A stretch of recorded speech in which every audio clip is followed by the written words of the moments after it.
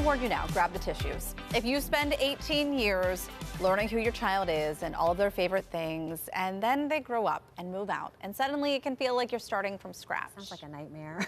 So how do you adapt to this new version of who your grown-up kid has become? Kiki B. Jones and Dr. Katie Stewart have some tips to help navigate this transition. And I feel like this conversation, Kiki, has really come full circle because you were just mentioning this to me. Your son, Vaughn, he's 27. And you just told me a couple weeks ago, you feel like you have to get to know who he is all over again. Yeah, like we don't connect.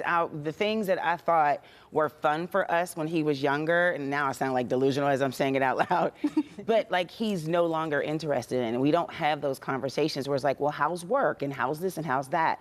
Or things that he would share with me, I have no idea what he's talking about. Like he's a cosplayer and I'm like, I don't know anything about that. And so I don't feel a connection. I don't feel like a mom. And it's sad. And I'm like, I know I'm not by myself. And my son's like, Mom, you really need to, like, you're doing way too much. And I'm like, no, I'm not. Now I'm getting ready to cry. Well, we wanted to bring in Dr. Stewart to be part of this empty nest reset segment because even though you don't have someone leaving the nest just yet. Mine is firmly in the nest. But I think in a way, if we can roll ourselves back a little bit and think about our own transitions from leaving the nest and becoming our own adult person, we can recognize some of the stuff, but it's hard when our identity has been wrapped up so much in parenthood. Absolutely. There is so much excellent material here. You said, I don't feel like a mom.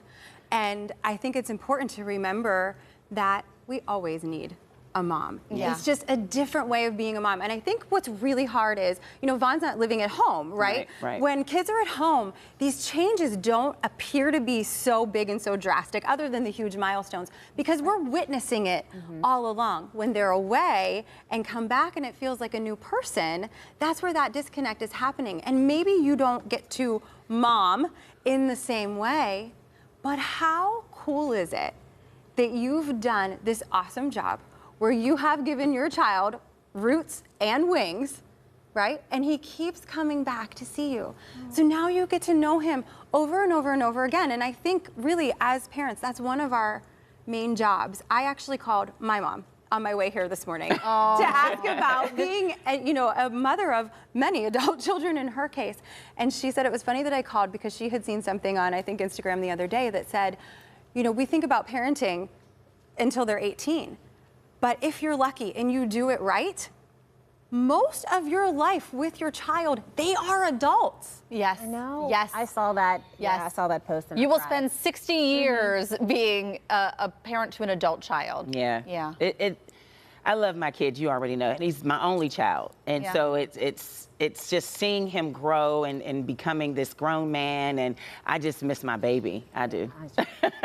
and Dr. Stewart, there are some physical, some psychological just changes that are happening with Vaughn, good ones, but maybe the reason why she feels that disconnect, right? Yes, exactly. He's different, he looks different, he acts different. And what she needs to do or not do, like ask for grandchildren, is different, right? So we have to grow as mothers, as our children grow into adulthood. And I think a lot of this is, you know, we do a lot of modeling as parents, right? So how can you model for Vaughn how to have a difficult conversation? What would it be like to say, hey, I'm feeling disconnected because I don't really know these things about you. Can you tell me? Yeah. You know, and I think that that's part of the issue is, you know, you don't want to take it personally, but you talk to your adult son or daughter and they tell you, oh yeah, 3 days ago I just got a promotion. And you're like, that wasn't, you didn't call me. I wasn't your first phone call. And so you realize that you are no longer their first for a lot of things. Sorry. And it doesn't like grow is better.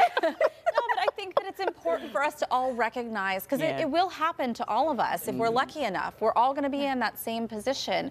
And to not be the first anymore is hard. But you were his first and only mother. You are. That's right. And you probably don't realize it, but your connection has probably evolved in some ways that you don't even realize. Right. It just looks different now, Kate. I think so, right? Yeah. Exactly. It's not about what's over. It's about what is yet to come. Yeah. Right? A grandbaby. That's what I told you not to do.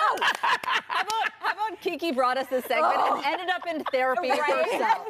Thank you, Dr. Katie Stewart. Thank you, Kiki, for bringing up this very important topic. And we're going to be diving into even more topics in the Empty Nest Reset with Kiki. And if you're an empty nester and there's a topic that you would like us to tackle, please send us an email, talkpittsburgh@kdka.com. We'd love to hear from you and maybe provide a little bit of help and some therapy, too. Absolutely.